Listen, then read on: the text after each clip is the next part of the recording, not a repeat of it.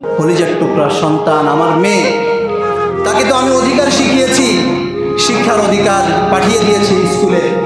নিশ্চিন্তে আমি যেরকম, আমার স্ত্রী যেরকম, আমার মেয়ে তো স্কুলে শিখছে, শিক্ষা পাবে, দীক্ষা পাবে। হ্যাঁ, সে খুব বড় হবে, অনেক কিছু করবে। কিন্তু কিছুদিন পরেই যখন সে যখন ভালোবাসার অফার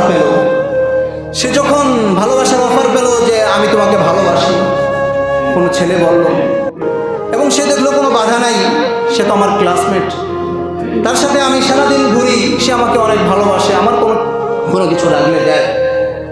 কিন্তু আমি ওই মেয়েকে শেখাই নাই লজ্জা, শেখাই নাই লজ্জা, হায়া শেখাই নাই।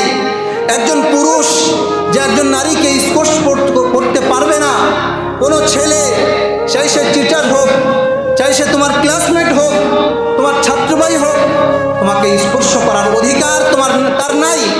এই কথাটা আমার মেয়েকে আমি স্কুলে যাওয়ার সময় শিখিয়ে দেই না। যার কারণে কি হয়, কিছুদিন পরে শুনি আমার মেয়ে এক হিন্দু ছেলের সাথে ভেগে চলে গেছে।